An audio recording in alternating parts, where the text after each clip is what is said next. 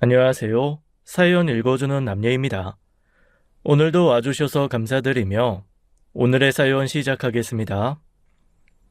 안녕하세요. 결혼 10년 차 딸아이 하나를 둔 전업주부입니다.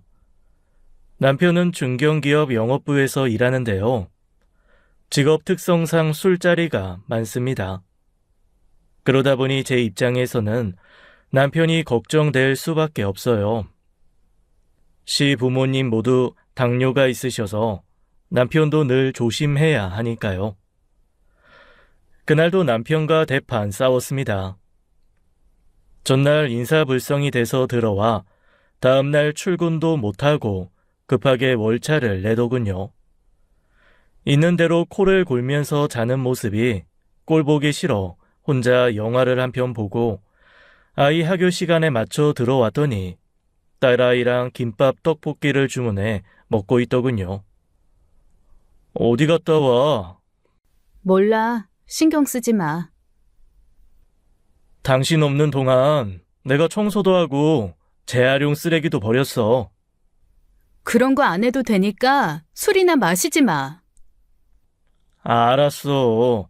알았으니까 화 좀 풀어. 아, 맞다.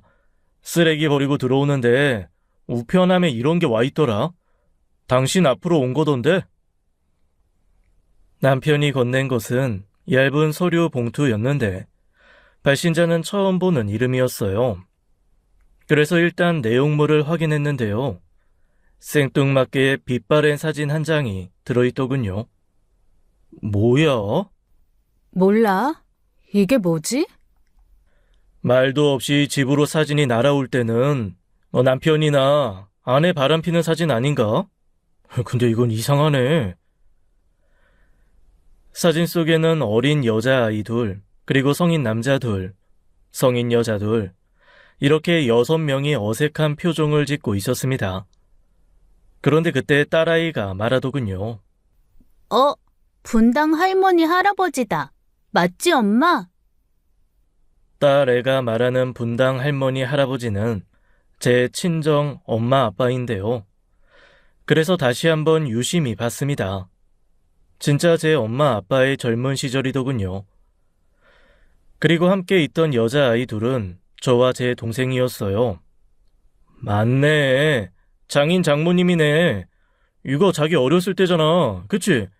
에이, 옆에는 처제고. 사진 속에 저는 4, 5살 때쯤인 것 같아 보였고 동생의 손을 꼭 붙잡고 있더군요. 근데 이 사람들은 누구야? 이모님은 아닌 것 같은데. 우리 이모는 아닌데 누구지? 동네 사람이거나 장인 장모님 친구분 아닐까? 남편 말대로 부모님 아는 분들이 맞겠죠. 그러니까 같이 사진을 찍었을 테니까요. 그런데 사진 속 분위기가 좀 이상했어요. 누군지 모르는 남녀가 저희를 감싸고 있었고 정작 우리 부모님은 한 발짝 떨어져 어색하게 웃고 있더군요. 그때부터 괜히 싸해지는 느낌이 들었습니다. 남편은 혹시 봉투에 다른 내용물이 들어있지 않나 흔들었지만 사진 이외엔 아무것도 없더라고요. 그런데 사진 뒷면에 낯선 이름과 연락처가 적혀 있었습니다. 분명 저의 연락을 기다리겠다는 뜻이었죠. 우선 저는 그 사진을 찍었던 기억이 없습니다. 저의 가장 오래된 기억은 유치원에서 놀다 다쳐서 병원에 실려갔던 일인데 그때가 아마 5살, 6살 때쯤인 걸로 알아요. 남편 말처럼 낯선 사람으로부터의 의문의 사진을 받는 일은 대부분 누군가의 비밀을 폭로하는 일이잖아요. 그런데 너무 옛날 사진이기도 하고 부모님 두 분이 함께 있는 사진이라 도무지 감이 안 오더라고요. 그래서 다음날 바로 친정에 갔습니다. 엄마, 어제 누가 나한테 이 사진을 보냈다? 한번 봐봐. 엄마는 제가 건네준 사진을 한참 동안 말없이 보시더군요. 거기 있는 사람 엄마랑 아빠 맞지? 그런 것 같기도 하고. 거기 어딘지 기억 안 나? 모르겠는데. 엄마랑 아빠랑 옛날에 광주 살았다고 하지 않았나? 광주집 아니야? 여기가 광주집이라고? 아닌 것 같은데. 그럼 거기 있는 여자 남자도 모르는 사람이야? 모르겠네. 만약에 여기가 광주라면 윗집 살던 부부겠지. 우리 결혼하자마자 반지하에 살았는데 거기 1층 살던 부부랑 친하게 지냈거든. 근데 하도 오래돼서 얼굴은 기억 안 나. 너 이 사진 어디서 났다고? 아까 말했잖아. 어제 나한테 우편으로 온 거라니까. 도대체 누가 이런 걸 보냈다니? 거기 뒤에 이름이랑 연락처 있어. 엄마는 사진 뒷면의 이름을 유심히 보시더군요. 어찌나 유심히 보시던지 사진에 구멍이 날 것 같았습니다. 글쎄다. 나도 처음 보는 이름인데. 그건 그렇고 너 온 김에 당근 좀 가져가. 제주도 친구가 당근 한 박스 보내줬는데 빨리 먹어야 되거든. 오래 두면 썩어. 알았어. 이따 집에 갈 때 챙길게. 일단 그 사람한테 연락은 해봐야겠지? 아유, 됐어. 뭐하러 연락해. 무슨 용건이 있으니까 사진 보냈겠지. 용건은 무슨 용건이야? 절대 연락하지 마. 괜히 이상한 일에 엮일 수도 있고 누가 나쁜 맘 먹고 사기치는 걸 수도 있잖아. 요즘 세상이 얼마나 무서운데. 엄마 말 듣고 보니 진짜 그럴 수도 있겠다는 생각이 들었어요. 뉴스만 봐도 상상조차 못한 일들이 매일매일 일어나니까요. 요즘엔 동영상도 조작한다며. 그런데 이깟 사진 하나 조작 못해? 절대 연락하지 마. 근데 여기 있는 사람이 우리 가족 맞긴 하잖아. 지금 현재 모습도 아니고 옛날 모습을 어떻게 조작해? 그걸 내가 어떻게 알아? 하여간 연락하지 마. 사진 그냥 버려. 이런 거 갖고 있으면 괜히 재수 없으니까. 엄마는 곧바로 사진을 쓰레기통에 버리려 하더군요. 왜 버려? 이따 아빠 오면 보여주려고 했는데. 이딴 걸 뭐하러 아빠까지 보여줘? 나도 기억 안 나는 걸 네 아빠라고 기억하겠어? 그래도 혹시 모르잖아. 됐다니까? 왜 별것도 아닌 거에 집착을 해? 영 찜찜하면 이따 내가 보여줄 테니까 사진은 여기다 두고 가. 엄마는 조금 이상하다 싶을 만큼 발끈하셨습니다. 하긴 엄마는 매사 과하다 싶을 만큼 겁이 많고 조심성이 많은 분이었어요. 뉴스에서 사건 사고 보면 너희들도 조심해라 늘 전화를 걸어 당부하셨고 건강에 대한 집착도 남달라 몸에 안 좋다는 건 절대 입에 못 대게 하셨죠. 그러다 보니 잔소리도 엄청 심하셨어요. 아휴, 가슴 떨려. 가슴이 왜? 왜긴 왜야. 거지 같은 사진 보고 나니까 기분 나빠져서 그러지. 엄마 붙잡고 사진에 대해 더 얘기했다가는 괜히 더 시끄러워질 것 같아 그냥 당근만 챙겨서 집에 돌아왔는데요. 그날 밤 엄마에게 전화가 왔습니다. 네 아빠한테도 보여줬는데 모른단다. 사진 찍은 데가 어딘지도 모르고 같이 있는 사람 누군지도 모르겠대. 이거 분명히 조작 맞아. 그러니까 신경 쓰지 마. 사진은 내가 찢어버렸으니까 그런 줄 알고. 찜찜하다 싶은 건 초장부터 무시하는 게 상책이 맞죠. 하지만 이번 일은 좀 달랐어요. 엄마 말대로 누군가 저에게 사기치려고 사진을 합성해 보낸 거라 하기엔 여러모로 이상한 부분이 많았습니다. 당신 누구한테 원한 산 적 있어? 나는 없다고 생각하는데 그거야 모르지. 나도 모르게 누군가에게 상처 줬을지도. 하긴 원한이 있어서 해코지 한다 해도 사진 하나 달랑 보내는 건 이상하지. 그 사람한테 내가 한번 연락해 볼까? 당신이 직접 하는 것보다는 내가 연락하는 게 낫잖아. 사실 엄마한테는 무시하겠다 했지만 저는 그 사람에게 연락을 해볼 생각이었거든요. 아, 맞다. 사진 장모님이 버렸다고 했지? 그럼 연락할 방법 없네. 아니야. 나 그 사진 앞뒤로 다 찍어놨어. 그리고 사진 들어있던 봉투도 안 버렸어. 그러니까 내일 연락 한번 해보자. 다음 날 섣불리 전화 걸기가 꺼려져 일단은 문자를 보냈습니다. 혹시 저에게 사진 보내신 분 맞나요? 곧바로 기다렸다는 듯 답장이 오더군요. 잘 받았나 보군요. 이 궁금한 게 많을 텐데 만나서 얘기하고 싶어요. 다짜고짜 만나자니 당황스럽긴 했지만 일단은 침착하려 애썼습니다. 저에게 보낸 사진 속에 저희와 계셨던 분이신지요? 네, 맞아요. 지금이라도 그쪽으로 가겠습니다. 만나서 얘기하죠. 당장은 시간이 안 될 것 같습니다. 시간 조율해서 다시 연락드릴게요. 그래요. 기다리겠습니다. 뭔지 모를 이상한 기운이 감돌면서 저도 모르게 손이 떨려왔습니다. 제가 있는 곳으로 오겠다는 것도 이상했고 급하게 서두르는 것도 이상했어요. 일단 만나보지 뭐. 사귀든 뭐든 얘기라도 들어보자. 내가 통화해볼게. 전화번호 줘봐. 그 자리에서 바로 전화를 건 남편은 1분 정도 통화를 하고 끊더군요. 남자야, 여자야? 남자야. 목소리 좋네. 통화 매너도 괜찮고. 당신 혼자 만날 수는 없고 남편이 나도 같이 가겠다고 했어.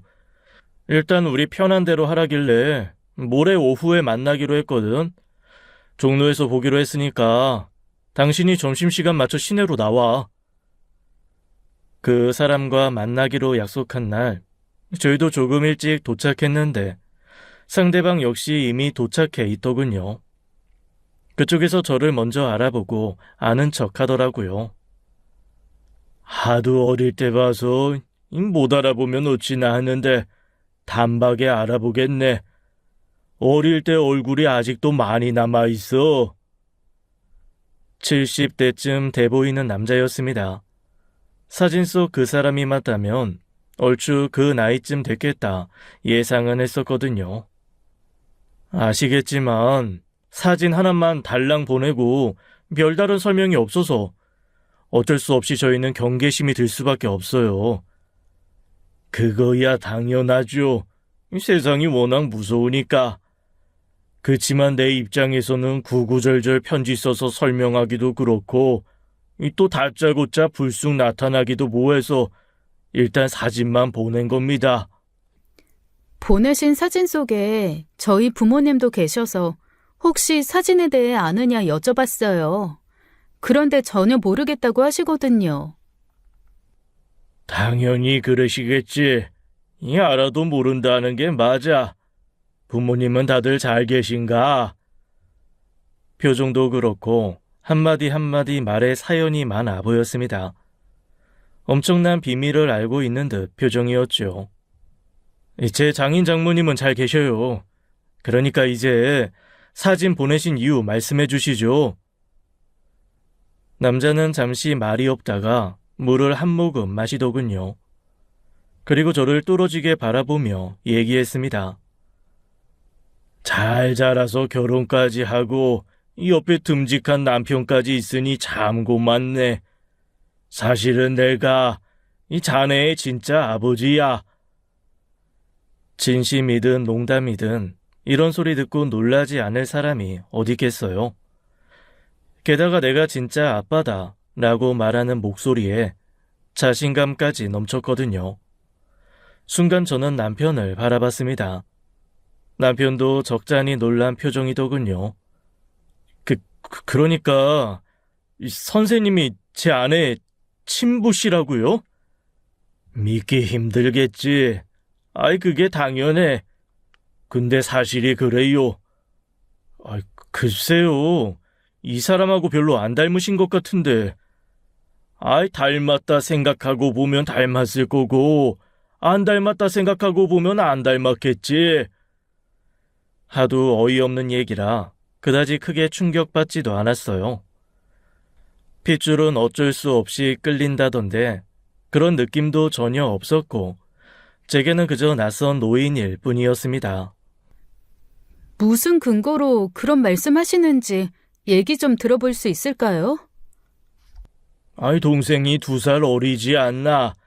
그 애도 내 딸인데 내 입장에선 생떼 같은 2딸을 하루아침에 잃어버린 셈입니다. 얼마나 찾아다녔는지 모를 거야.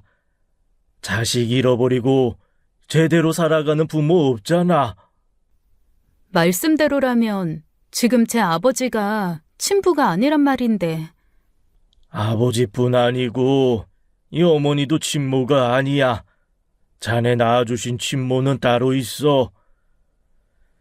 솔직히 저는 친모 얘기가 나올 때부터 이건 아니다, 사기가 맞다 생각했습니다. 하지만 일단 만났으니 뭐라고 사기치나 지켜볼 참이었죠. 제 친모가 따로 있다고요? 그분은 누구신데요? 지금 어디 계신데요? 지금은 이 세상에 없지. 오래전에 죽었으니까. 친모는 죽었다. 라는 말에 사기가 맞다 확신했습니다. 아니, 사기보다는 이 사람 제정신 아니구나 생각했어요. 그러니까 저와 제 동생을 어릴 때 잃어버리셨는데. 잃어버린 게 아니야. 나한테 말도 없이 데려간 거지. 말도 없이 데려간 사람이 지금 저희 부모님이다 이건가요? 그렇지. 그때부터 지금까지 내 딸들 찾겠다고 얼마나 고생했는지 몰라. 연락할 만한 곳에는 다 연락해봤고 이 사람 저 사람 백방으로 찾아다니고 그래도 나는 포기 안 했어. 꼭 찾을 거라고 믿었지. 그랬더니 봐. 이렇게 찾았잖아. 왜 그렇게 찾아다니셨는데요? 이 부모가 자식 찾는데 이유가 어딨냐? 내 새끼가 보고 싶은 건 당연하잖아. 살짝 겁이 나기 시작했습니다. 진짜 내 친부일까 하는 생각에 겁이 난 건 아니고 느닷없이 나타난 이 사람이 나에게 무슨 해코지를 하면 어쩌나 싶어 겁이 났어요. 말씀 잘 들었습니다. 하지만 제 입장에선 받아들이기 힘든 얘기라는 것도 아실 거예요. 그렇긴 한데 내가 네 아버지인 것도 사실이다. 그동안 처자식도 없이 혼자 나이 들었는데 앞으로는 자주 보고 지내면 좋겠구나. 죄송하지만 저는 어르신 말씀 믿을 수가 없어서요. 또 뵐 수 있을지 모르겠네요. 내가 어떻게 하면 믿어줄까? 내가 보낸 사진을 보고도 모르겠어. 저기요, 어르신. 저도 그 사진 봤는데요. 그것만 봐서는 믿을 수 없고요. 진짜 이 사람의 아버지가 맞다면 더 명확한 증거를 주셔야죠. 나도 그러고 싶은데 달리 방법이 없어서. 원하시면 친자 확인이라도 하든가요. 저는 괜찮거든요. 친자 확인은 무슨 친자 확인이야? 굳이 돈 쓰면서 그런 걸 왜 해? 다 늙은 내가 이제와 뭐하러 거짓말을 하겠냐고. 친자 확인이라는 말에 발끈하는 모습을 보고 알았습니다. 사기꾼이 맞구나. 나를 어떻게 알고 이런 일을 꾸민 건지는 모르겠지만 어쩌다 재수없게 타켓이 됐구나 싶었어요. 죄송합니다. 저희는 그만 일어날게요. 이렇게 매정하게 나 버리지 마라. 내가 하루하루 근근히 살고 있어서 언제 어떻게 갈지 몰라. 나는 그저 죽기 전에 내 딸들이랑 못다한 정 나누며 살고 싶은 것뿐이야. 저는 저희 부모님과 잘 지내고 있거든요. 자라면서 아빠한테 사랑도 많이 받았고 이제는 저희 아빠한테 효도하면서 살 거예요. 그러니까 다시는 연락 안 하셨으면 좋겠네요. 잠깐의 만남이었지만 너무너무 불쾌했습니다. 어쩌다 저런 사람의 타켓이 돼서 이런 거지 같은 소리를 듣게 된 건지 몸소리가 처지더군요. 엄마 말대로 그냥 무시할 걸. 괜히 만났어. 그래도 오늘 안 만났으면 계속 연락하고 찾아왔을지도 몰라. 별 미친 노인네를 다 보겠네. 아까 봤지? 친자 확인하자니까 극구 싫다는 거. 아우, 짜증나. 나중에 또 찾아오고 그러면 어떡하지? 내가 볼 때는 또 찾아오고도 남을 것 같다. 그러니까 우리도 뭔가를 대비해야지. 뭘 어떻게 대비해? 경찰에 신고라도 해? 여차하면 신고도 하고 확실하게 친자 확인도 하고. 무슨 수로 친자 확인을 해? 그때 남편이 주머니에서 뭔가를 꺼내더군요. 구겨져 있는 냅킨이었습니다. 아까 일어나면서 내가 우리 마시던 커피잔 치웠잖아. 그 양반이 냅킨에 잔뜩 뭉쳐놨더라고. 얼핏 보니까 코도 좀 푼 것 같고 무엇보다 여기 이쑤시개도 있어. 우리 만나러 오기 전에 어디서 밥 먹고 왔나 봐. 그걸 일부러 챙겨왔단 말이야? 혹시 또 모르잖아. 저 양반이 무슨 이상한 짓 할지. 그렇게 되면 우리 쪽에서 확실히 아니라는 증거를 갖고 있어야지. 당신 대단하다. 나야 뭐 늘 철두철미하지. 남편이 저한테 거짓말하다 들킨 적이 여러 번 있습니다. 주로 돈이랑 술 문제였는데 그때 냅킨 챙겨 온 걸 보고 알았어요. 머리가 이 정도로 비상하다면 그동안 나한테 안 걸린 거짓말은 엄청나겠구나. 조금 얄밉긴 했지만 그래도 그 순간에는 세상 든든하더라고요. 친자 확인 해봐 마라. 당신 생각은 어때? 크게 수고 드리는 일 아니니까 해보지 뭐. 내가 알아서 할게. 그 후 며칠간 계속 기분이 안 좋았습니다. 전화벨만 울려도 또 그 사람일까 싶어 가슴이 두근거렸죠. 대체 내가 뭘 어떻게 하고 다니길래 그런 사람이 들러붙는 걸까? 내가 왜 타켓이 됐을까? 그 사진은 진짜 조작된 걸까? 아니면 원본일까? 너무나도 찜찜했어요. 매 순간 어디선가 그 사람이 나를 지켜보고 있을 것 같아 불안하기도 했고 혹시라도 동생한테 따로 연락하진 않았을지도 궁금했죠. 그나마 동생이 해외에 살고 있는 게 다행이었습니다. 그래도 영 찜찜한 마음에 뉴질랜드 사는 동생에게 연락해 봤는데 다행히 별말은 없더라고요. 그 후 친부라 우기는 남자에게서는 별다른 연락이 오지 않았습니다. 어쩌다 재수없게 정신 나간 남자를 만났구나 생각하며 점차 마음도 안정됐죠. 그런데 한 열흘쯤 지났을까요? 그 아저씨 혹시 또 연락 온 거 없어? 없어. 혹시나 해서 찔러봤는데 안 먹히니까 일찌감치 포기했나 봐. 또 어디 가서 다른 사람한테 내가 친부요 하고 있겠지. 곰곰이 생각해봤는데 돈 아쉬우니까 집에 있는 옛날 사진들 들춰보면서 사진 속에 있는 사람들 상대로 사기치는 것 같아. 혹시 알아? 누군가는 진짜 내 아버지구나 싶어서 도와줄지. 근데 말이야, 아마 그 양반 당신 포기 안 할걸? 왜? 당신한테 연락 왔었어? 뭐래 또? 그게 아니고 이거 봐봐. 남편이 내민 것은 친자 확인 검사 결과지였습니다. 당신이랑 그 양반이랑 친자 관계래. 99.9%. 순간 시간이 정지되는 느낌이었습니다. 눈앞에 보이는 결과지에 진짜 99%라고 써있더군요. 다시 한번 자세히 보니 알 수 없는 항목들이 쭉 나열돼 있고 모든 항목이 일치였어요. 뭐가 어떻게 된 건지 모르겠다. 이 사실 목은 붙어있는 머리카락으로 검사해야 정확하다고 해서 이쑤시개랑 코푼 휴지 갖고 정확한 결과가 나올까 싶었는데 그것만으로도 99%라니. 대체 이게 무슨 일인지 모르겠네. 믿을 수 없는 결과였지만 무조건 부정할 순 없었습니다. 지금껏 살아온 인생이 한순간에 먼지가 되어 날아가는 듯 했어요. 10번이든 100번이든 다시 검사해보고 싶었습니다. 하지만 그럴 순 없는 일이었죠. 다른 업체에 다시 검사 맡기고 싶어도 그러려면 그 양반 다시 만나서 머리카락이라도 달라고 해야 되잖아. 검사가 잘못될 확률은 얼마나 돼? 이게 팩트라고 무조건 믿어야 되는 거야? 그래, 검사 잘못된 거라고 믿자. 그게 마음 편하겠다. 가끔 드라마 같은 데 보면 검사 잘못해서 소송 걸고 그러는 일 있잖아.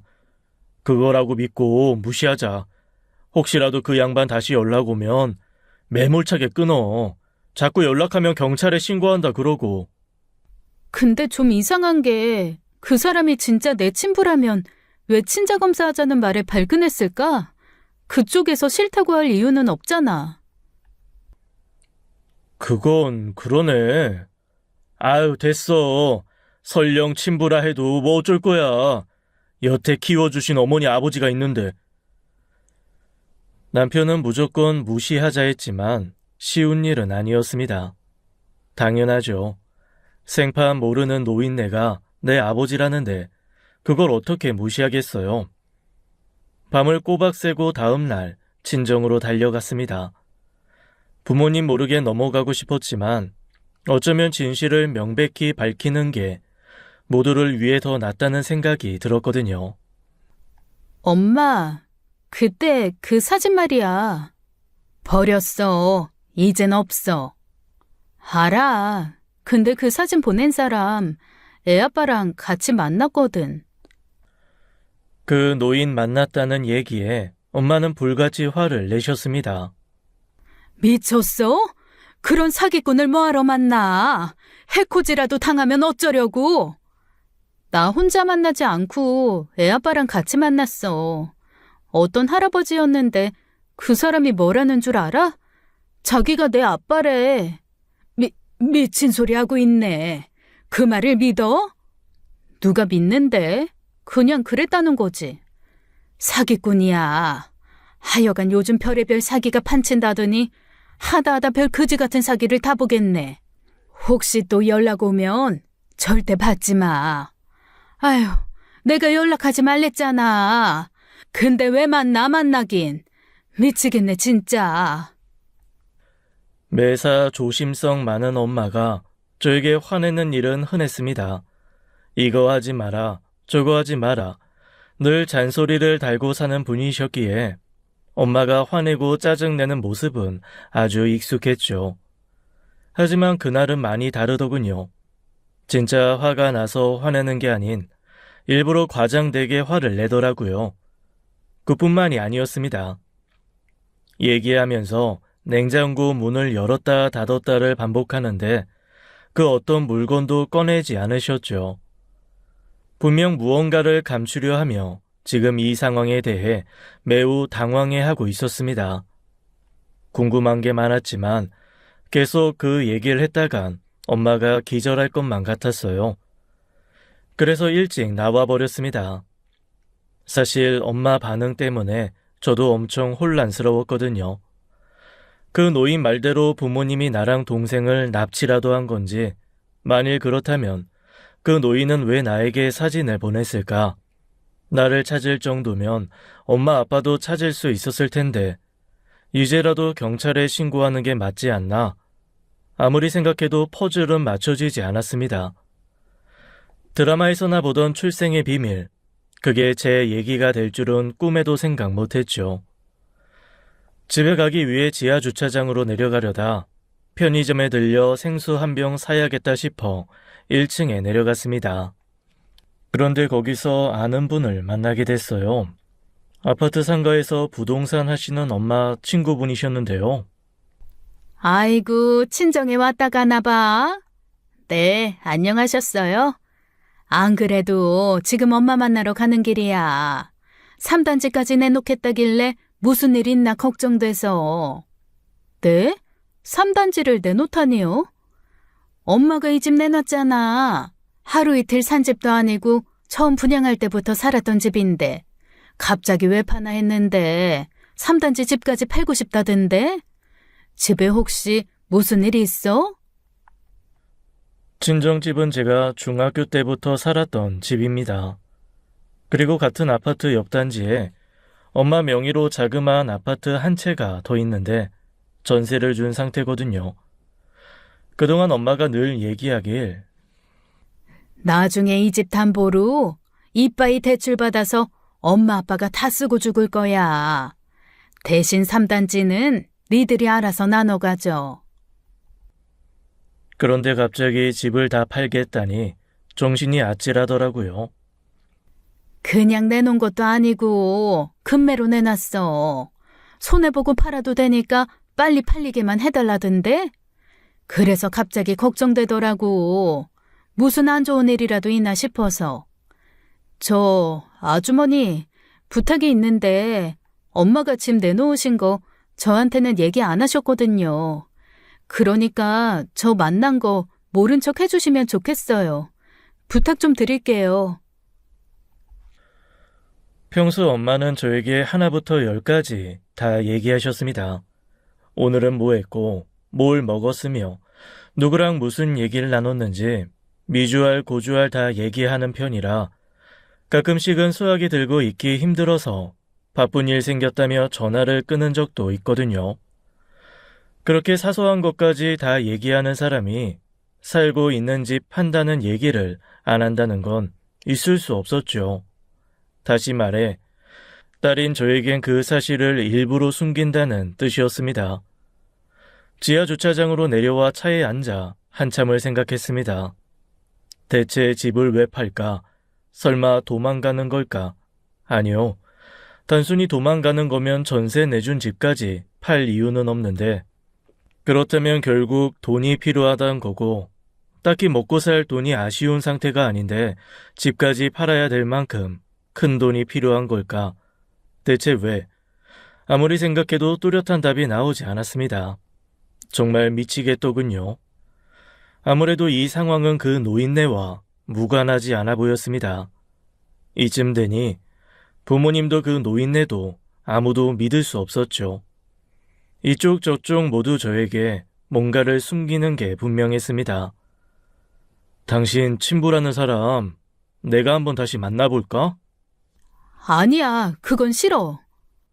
그렇다고 장모님한테 물어봤자 얘기 안 해주실 거잖아. 당연히 그러겠지. 그러고 보니 내가 할 수 있는 일이 하나도 없네. 내가 진짜 미치겠는 게 뭔 줄 알아? 엄마 아버지가 나한테 말도 못하고 두 분이서만 끙끙 앓고 있다는 거야. 내가 해줄 수 있는 게 아무것도 없잖아. 예를 들어 그 사람 말대로 우리 부모님이 나랑 내 동생 납치해서 키운 거라면 그래도 괜찮다. 소갈이 하지 마시라. 어떻게든 마음 편하게 해드리고 싶은데 뭐가 뭔지 알아야 얘기를 하지. 방법이 없잖아, 방법이. 아주 없진 않아. 어떻게 된 일인지 꼭 알아야겠다면 돈 좀 써서 알아보지 뭐. 돈을 쓴다고? 어떻게?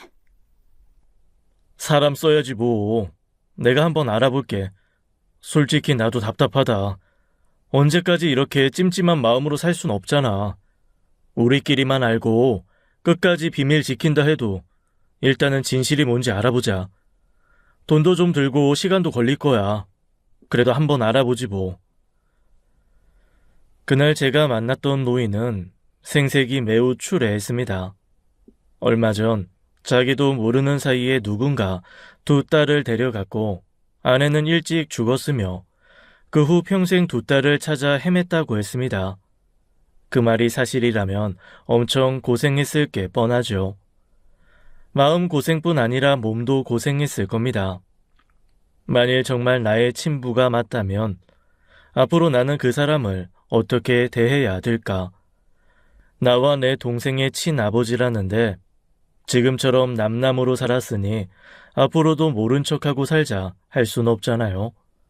또 지금 부모님이 우리를 납치해 키운 게 맞다면 왜 납치했냐고, 돈이 필요해서 그런 거냐고 이제와 따질 수도 없었어요. 설령 저희를 학대하며 키우셨다면 그렇게 얘기할 수도 있겠죠. 하지만 어려서부터 지금까지 늘 다정했고 손찌검 한 번 하신 적 없는 분이었거든요. 저나 제 동생이 아플 때마다 정성껏 돌봐주셨고 끼니 한 번 굶기지 않으셨으며 저는 대학교, 동생은 대학원까지 공부시키셨습니다. 혹시라도 우리가 납치됐다는 사실이 온 세상에 알려진다 해도 절대로 외면하거나 비난할 수 없는 분들이었어요. 친정을 다녀온 후로 엄마는 제게 부쩍 더 많이 전화를 걸었습니다. 저는 되도록 이 모든 사실을 모른 척하고 싶어서 전혀 아무 일 없다는 듯 전화를 받았죠. 엄마, 왜? 뭐해? 별일 없어? 아무 일도 없어. 무슨 일 있었으면 진작에 말했겠지. 엄마 아버지는 별일 없어? 응, 없어. 우리도 괜찮아. 평소 같으면 전화 받자마자 뭐 먹었냐부터 시작해 한참 아버지 흉도 보고 동네 아줌마들 욕도 했을 텐데 그저 별일 없냐는 말이 전부였어요. 저도 미칠 듯이 답답했습니다. 집은 팔렸는지, 팔렸다면 어디로 이사 갈 건지 너무너무 묻고 싶었지만 꼭 참았어요. 며칠 후 잠깐이라도 속 시끄러운 일을 잊고 싶어서 딸 아이 방을 싹 뒤집어 다시 정리하고 있었는데요. 그때 남편에게 전화가 걸려왔습니다. 잠깐 나올 수 있어? 왜?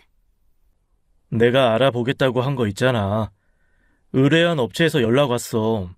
이따 저녁에 만나기로 했는데 당신도 같이 얘기 들어야 할 것 같아서. 가슴이 미친 듯이 뛰었습니다. 어떤 얘기를 듣게 될까 궁금함보다는 겁부터 나더군요. 하지만 아무리 겁이 난다 해도 반드시 들어야 될 얘기였습니다. 이 양반 최근에 출소했던데요. 아주 최근은 아니고 정확히 9개월 전에. 출소요? 그러니까 교도소에 있었단 얘기네요. 네, 보니까 정가가 많아요. 아주 화려합니다. 화려하고 많다고요? 주로 어떤? 최근에 살다 나온 건 폭행이고요. 사기도 있고 도박도 있고. 이런 것들이야 굳이 교도소까지 안 가도 합의하거나 변호사만 잘 써도 되는 것들인데 번번이 교도소 들어간 게 이상하길래 찾아보니까 오래전에 살인을 했더라고요. 네? 살인이요? 게다가 피해자가 자기 부인이에요. 쉽게 말해 마누라를 죽인 거지. 안 그래도 본인이 그러더라고요. 아내가 오래전에 세상을 떴다고. 그런데 자기가 그런 거다? 지금은 변두리 모텔에 살아요. 모텔 사장한테 물어보니까 장기 투숙 중이래요. 그때 살인죄로 감옥 간 후에는 밖에서 산 날보다 교도소에서 산 날이 더 많아요. 돌아가신 분에 대해서는 안 알아보셨나요?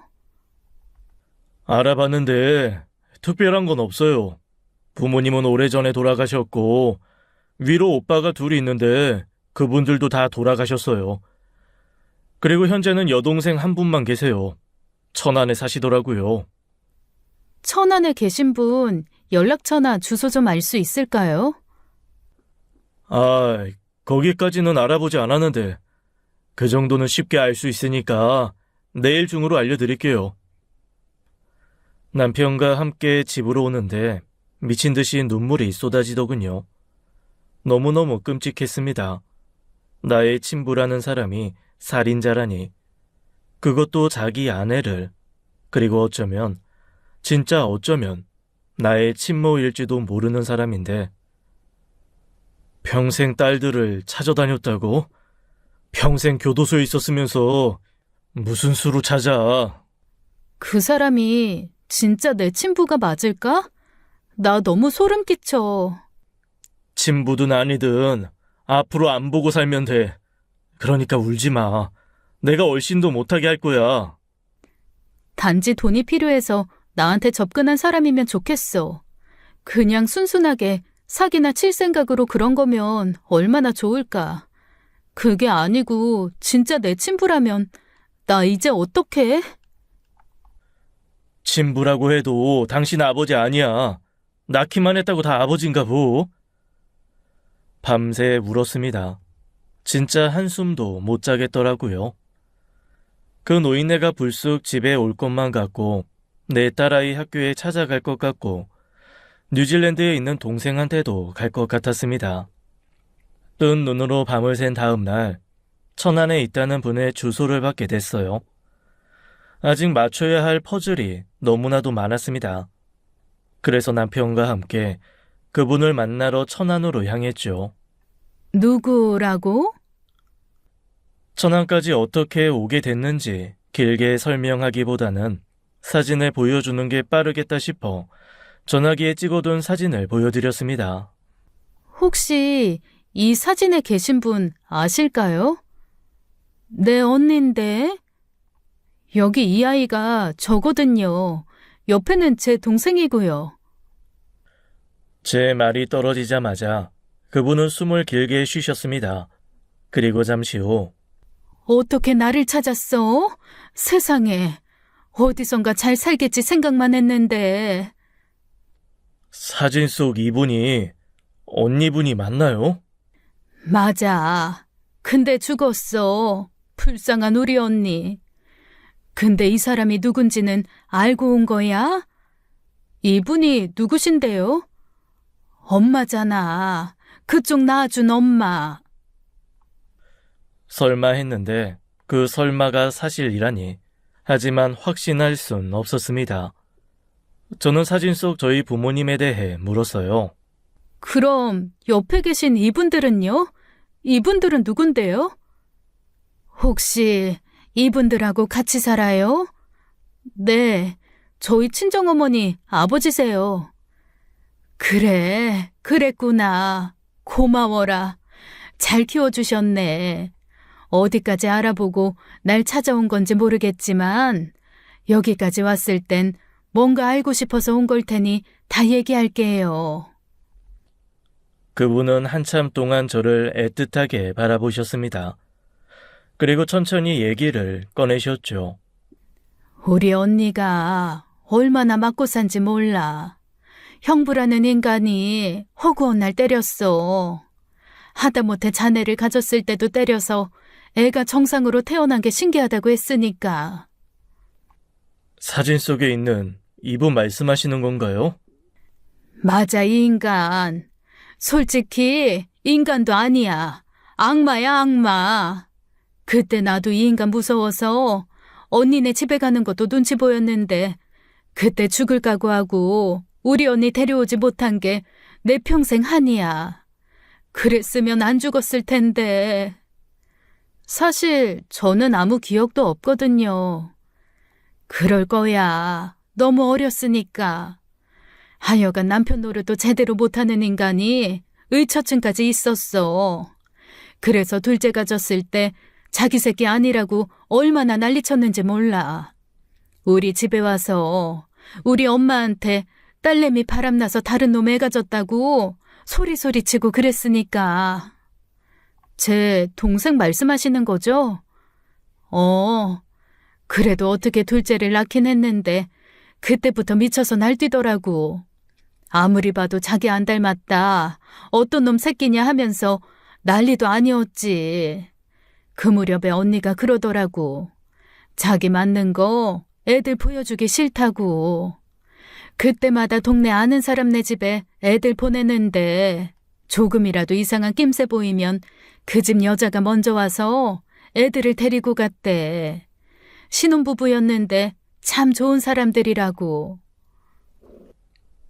그분들이 이 사람 부모님이군요. 응. 그날 제일 먼저 우리 집에 연락한 사람들도 그 집 여자였어. 오밤중에 집으로 전화가 와서 내가 받았는데 빨리 와달라고. 언니한테 큰일 생겼다고. 그래서 오빠들 불러서 다 같이 달려갔는데. 왜 그랬을까요? 얘기를 듣고 있자니 가슴이 막 울렁거리고 뜨거운 무언가가 꿈틀대고 하염없이 눈물이 쏟아졌습니다. 사람을 어떻게 두들겨 팬 건지 부엌 아궁이 옆에 쓰러져 있더라고. 내가 얼마나 흔들어서 깨웠는지 몰라. 근데 안 일어나. 몸이 축 늘어져서는 그렇게 결국 못 일어났어. 그때 형부되는 분은 뭐하고 계셨는데요? 지도 놀랬겠지. 죽일 듯이 패면서도 설마 죽겠냐 했을 거야.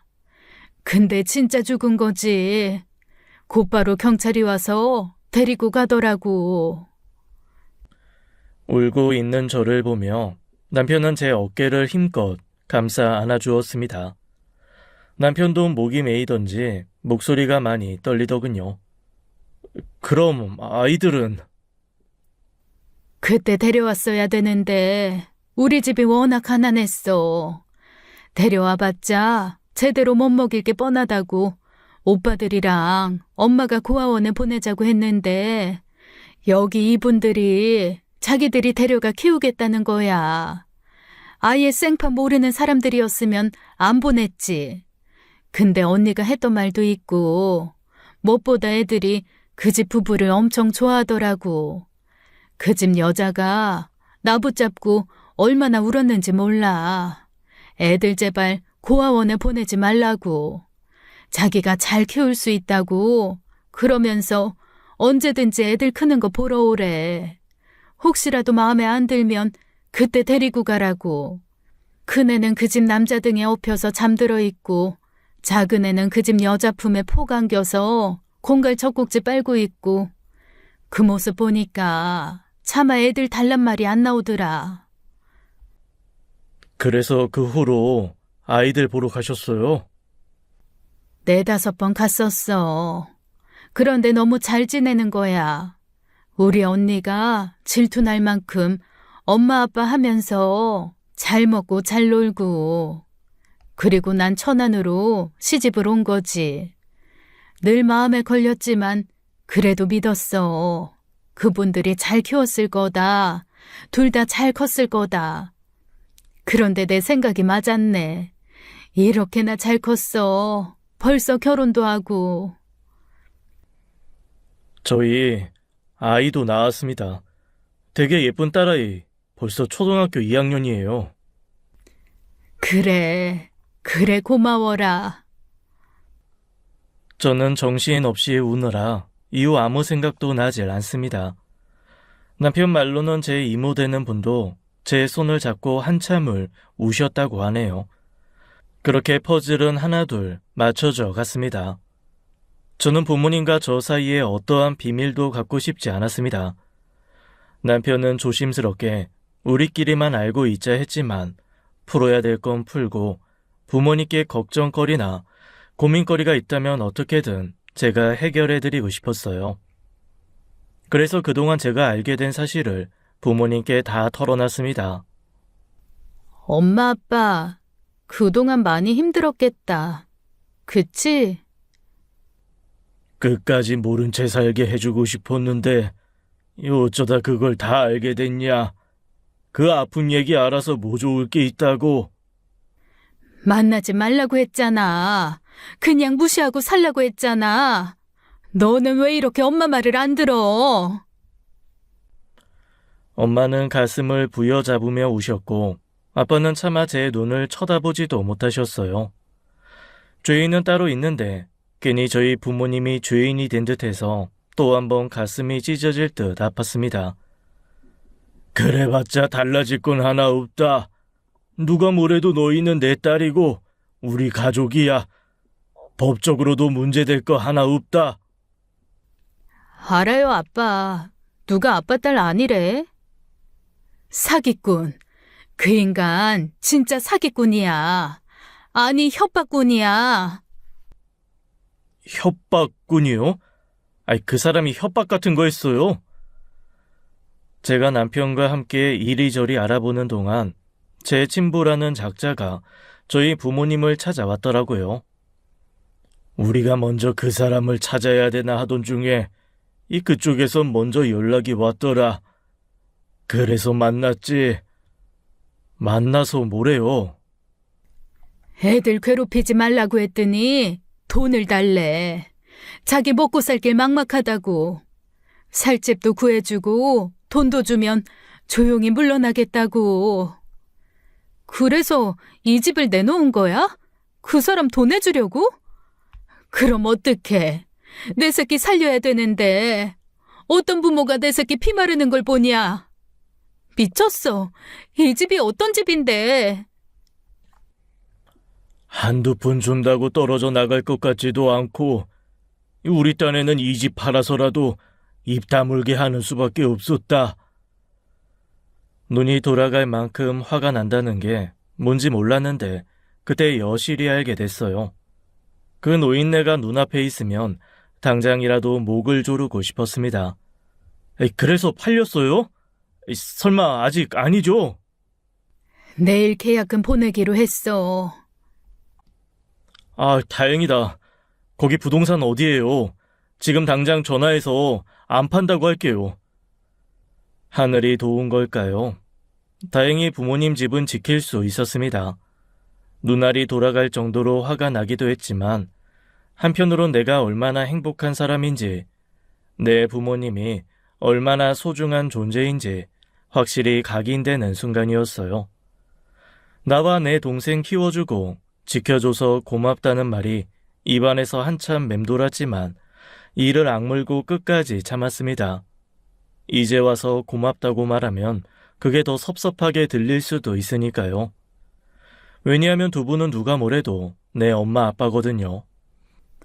그 사람 또 연락 오면 돈이고 뭐고 아무것도 못 준다고 해. 나한테 연락하겠다고 하면 그러라고 하고.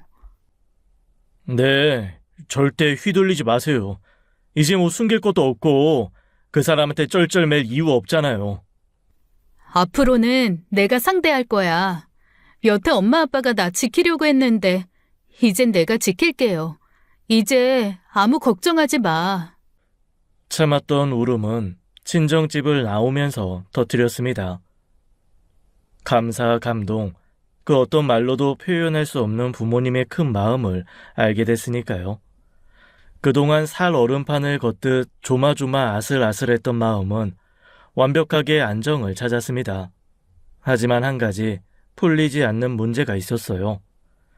그 노인네는 왜 친자 확인을 거절했을까? 그걸 풀기 위해서라도 나의 친부이자 나의 친모를 죽인 그 사람을 만나야 했습니다. 여긴 어떻게 알고 왔냐? 그가 기거 중이라는 모텔을 직접 찾아갔습니다. 미리 찾아간다 말하면 그 사이 또 머리를 굴릴 것 같아 조금의 여지도 주고 싶지 않아 불쑥 찾아갔죠. 오래전에 헤어진 딸도 찾아오셨는데 저라고 못 찾아오겠어요? 아, 이제 내가 네 애비라는 걸 인정하는 거냐? 글쎄요. 인정해드릴까요? 당연히 인정해야지. 그래야 먼저 세상 뜬 네 엄마도 기뻐할 거고. 글쎄요. 과연 기뻐하실까요? 그게 무슨 소리냐? 참 뻔뻔했습니다. 최대한 침착하게 대하려 했는데 어쩔 수 없이 손이 떨렸어요. 그래도 주먹을 꽉 쥐고 물었습니다. 엄마, 왜 죽였어요? 뭐? 아니 뭐라고? 엄마 죽이고 감옥까지 갔었다면서요. 엄마가 뭘 잘못했는데 그랬어요? 애써 온화하고 불쌍해 보이려 했던 표정이 순식간에 바뀌더군요. 전형적인 악인의 눈빛이었습니다. 네가 뭔가 많이 준비해 온 것 같은데 죽일만 해서 죽인 거야. 그녀는 죽어도 싸. 다만 년 여기저기 틈만 나면 서방질하고 다녔거든. 지 서방을 놔두고 다른 놈하고 붙어 먹었다고. 그래서 너도 낳고 네 동생도 낳고. 방금 전까지 제 아버지라면서요.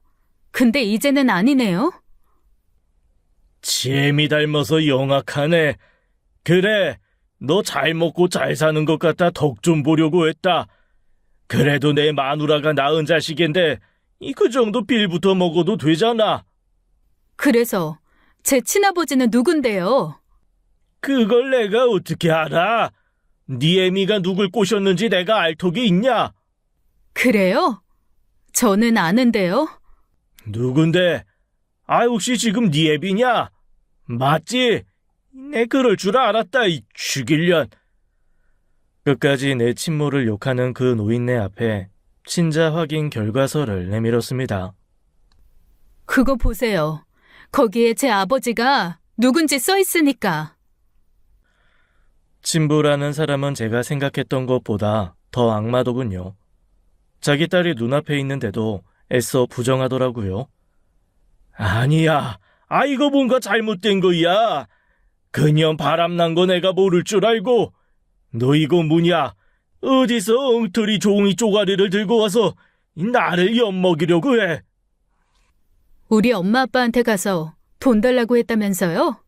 무슨 자격으로 그딴 소리래요? 내 아버지도 아니라면서.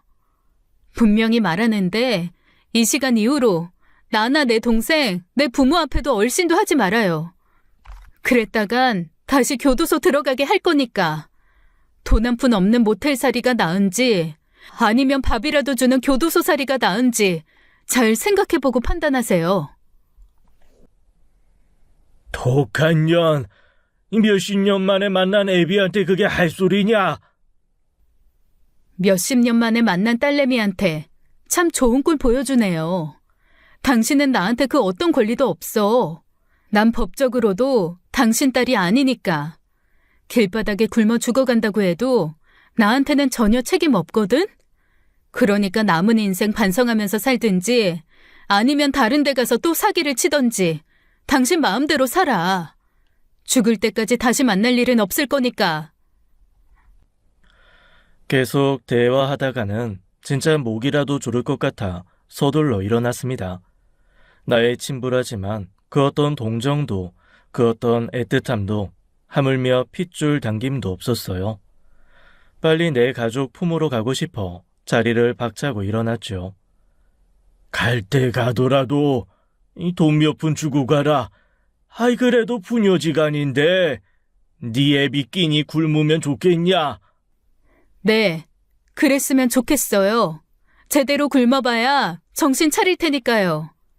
그래도 아직 사지 멀쩡한 것 같은데 어디 가서 막일이라도 하면 밥값 정도는 벌겠죠.